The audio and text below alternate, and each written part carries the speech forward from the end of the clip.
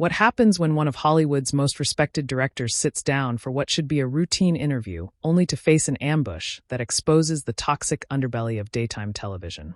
Ron Howard, the man behind cinematic masterpieces like Apollo 13, A Beautiful Mind, and Rush, thought he was appearing on The View to discuss his latest project.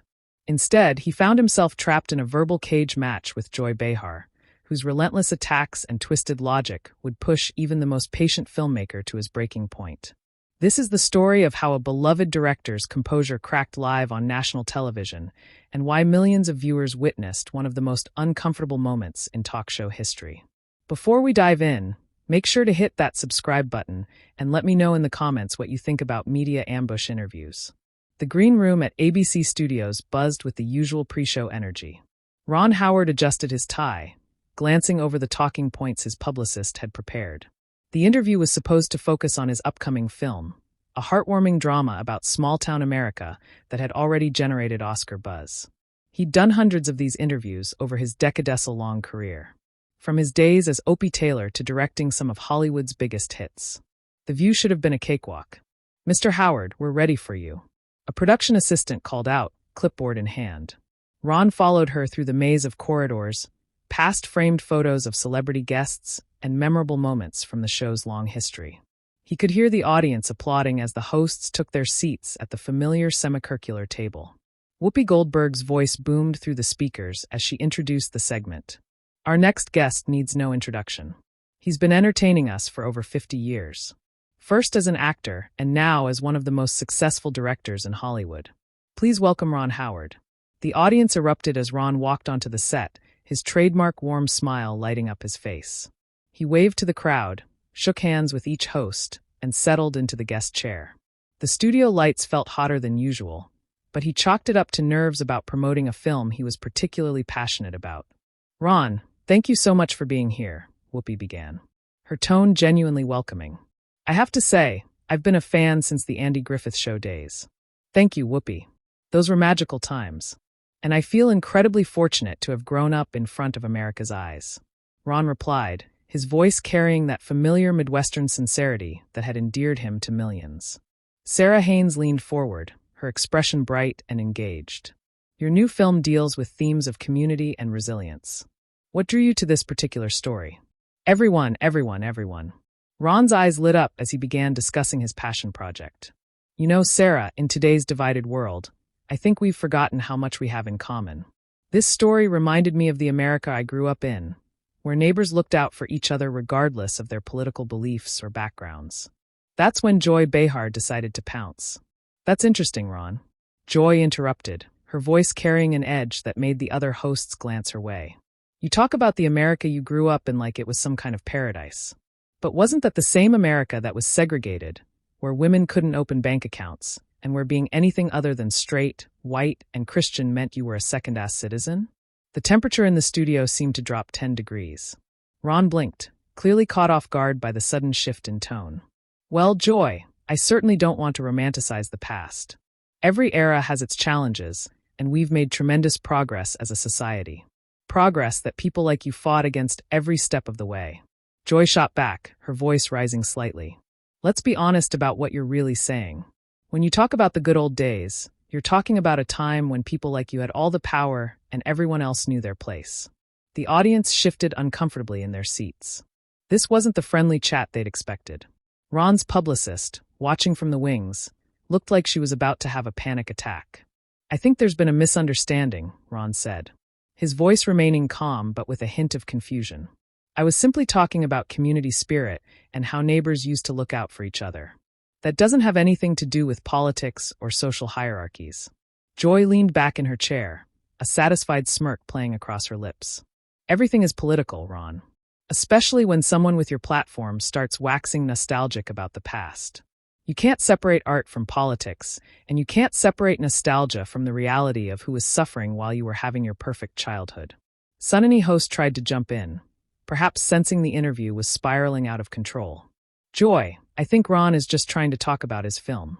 "No, let him answer." Joy snapped, her attention laser focused on her increasingly uncomfortable guest. "I want to know if Ron Howard thinks the civil rights movement was just people complaining about the good old days he's so fond of remembering. Ron's jaw tightened almost imperceptibly. Decades of media training had taught him to stay composed under pressure. But this was unlike anything he'd experienced. The question wasn't just unfair. It was deliberately inflammatory and designed to trap him no matter how he answered. Joy, with all due respect, you're putting words in my mouth that I never said. I've always supported civil rights, women's rights, and equality for all people. My films have consistently promoted themes of inclusion and understanding. Have they, though? Joy pressed, clearly enjoying watching the acclaimed director squirm. Or have they just been feel-good stories that make white audiences feel better about themselves without actually challenging anything? The other hosts exchanged glances, clearly uncomfortable with their colleagues' attack dog approach. Even Whoopi, known for her own pointed questions, seemed surprised by Joy's relentless assault. Ron took a deep breath, his media training kicking in as he tried to redirect the conversation. I think if you look at my body of work, from A Beautiful Mind to 13 Lives, you'll see stories that celebrate human resilience and the power of working together to overcome challenges. These aren't partisan messages. They're human messages. Human messages. Joy repeated with obvious disdain. That's code for not wanting to rock the boat. That's the luxury of privilege, Ron. You get to make movies about how wonderful humanity can be while real people are fighting for their basic rights. The audience was dead silent now. The earlier warmth completely evaporated. Ron's hands gripped the arms of his chair slightly tighter. The first real sign that his legendary patience was beginning to fray. Ron Howard straightened in his chair, his voice taking on a firmer edge that viewers had rarely heard from the typically soft-spoken director. Joy, I'm not sure what you're trying to accomplish here, but you seem determined to paint me as some kind of villain for making films that bring people together. That's not privilege talking. That's experience. Joy's eyes lit up at the pushback like a predator sensing wounded prey. Experience? You mean the experience of growing up as a white male in Hollywood? The experience of never having to fight for a seat at the table because it was handed to you on a silver platter. I started working when I was 6 years old, Ron replied, his composure still intact but clearly strained. I've been in this industry for over 50 years, and I've seen it change dramatically. I've hired more diverse crews and told more inclusive stories than most directors of my generation. Most directors of your generation, Joy repeated mockingly.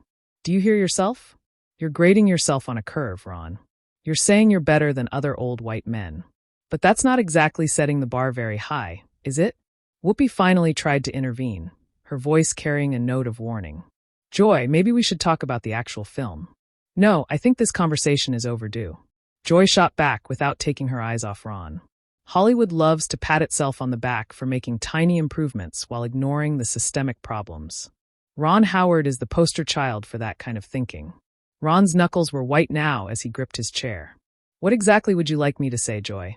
That I'm sorry for having a successful career? That I should apologize for telling stories that audiences connect with? I'd like you to acknowledge reality. Joy fired back.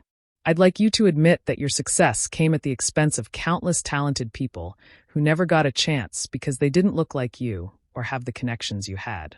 That's incredibly unfair, Ron said, his voice rising for the first time. I've worked hard every day of my life. I've treated everyone with respect, and I've tried to use my platform to tell meaningful stories. Joy laughed, a harsh sound that cut through the studio like a knife.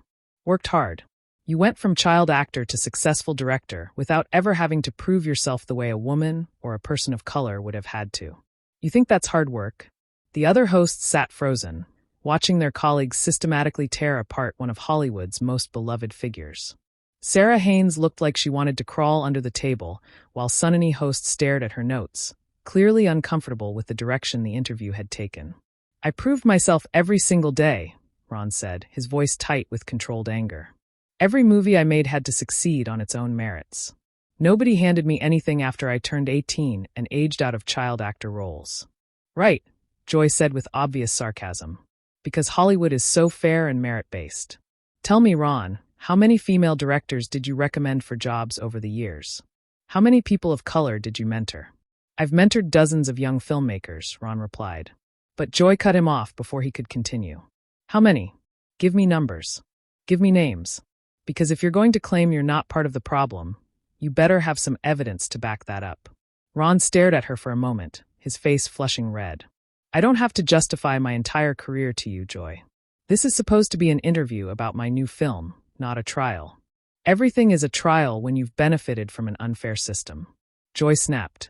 You don't get to just show up here, promote your feel-good movie, and pretend like the industry that made you rich hasn't been excluding people for decades. I never pretended anything, Ron said, his voice now clearly strained. But I also refuse to apologize for working hard and being successful. If you have a problem with the industry, take it up with the industry, not with individual artists trying to tell stories. Joy leaned forward, her voice dropping to a more dangerous tone. You are the industry, Ron. You and people like you are the gatekeepers who decide what stories get told and who gets to tell them. When you make a movie about small-town America, whose small-town America are you talking about? I'm talking about universal human experiences, Ron replied. But he was beginning to sound defensive despite his efforts to maintain composure. Universal, Joy repeated. That's another code word, isn't it? Universal means whatever white people can relate to. Because if it was truly universal, it would include everybody's experience, not just the sanitized version that makes suburban audiences feel comfortable. Ron shook his head, clearly frustrated. You're twisting everything I say. I've made films about gay mathematicians, black jazz musicians, and working-class heroes. How is that sanitized or exclusive? You made films about those people for white audiences? Joy shot back. There's a difference between representation and exploitation. When you tell someone else's story, who profits? Who gets to decide how that story is told? The studio audience was completely silent now, caught between fascination and horror at watching one of America's nicest celebrities get verbally eviscerated on live television. Ron Howard, the man who had never been involved in a public scandal, who had maintained a spotless reputation for 5 decades, was being painted as a symbol of everything wrong with Hollywood. I profit because I'm the director, Ron said, his patience finally starting to crack. But so do the actors, the crew members, and everyone else involved in making the film. That's how the business works. The business, Joy said with disgust, always comes back to business, doesn't it? Not art, not social responsibility. Just business. Making money off other people's stories while patting yourself on the back for being inclusive. Ron's face was now clearly red, his legendary composure hanging by a thread. Joy, I don't know what you privileged people do when they're confronted with reality. Ron stopped dead in his tracks, slowly turning around to face her one final time. The studio was so quiet you could hear the cameras worrying as they captured every moment of this unprecedented breakdown. Reality, Ron said, his voice now dangerously quiet. The reality is that I've spent 50 years earning respect in this industry through hard work and treating people well. The reality is that you've spent your career surviving by being cruel and calling it honesty. The reality is that after today, everyone will know which one of us is the real problem. Get out, Joy screamed, pointing toward the exit. Just get out. I was already leaving, Ron replied calmly, adjusting his jacket with as much dignity as he could muster. Good luck explaining this to your producers. As Ron Howard walked off the set, the audience erupted in a mixture of applause and confused murmurs. Some were cheering for the director who had finally stood up to what many saw as bullying, while others were shocked by the complete breakdown of civility they had just witnessed. Joy Behar stood at the table, her chest heaving, her carefully styled hair slightly disheveled from her animated gestures. The other hosts stared at her in stunned silence. Clearly unsure how to proceed, Whoopi looked toward the cameras, then at her producers in the wings, her expression a mixture of anger and disbelief.